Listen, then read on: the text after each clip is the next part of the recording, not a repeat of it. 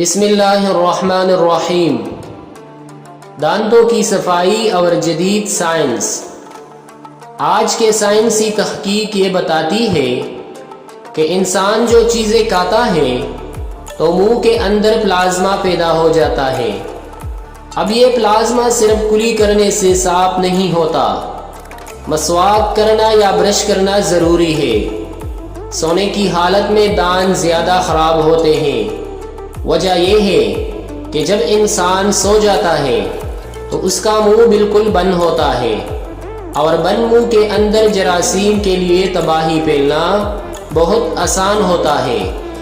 دن کے وقت کبھی بندہ بول رہا ہے تو زبان چل رہی ہے، کبھی کھا رہا ہے، کبھی پی رہا ہے۔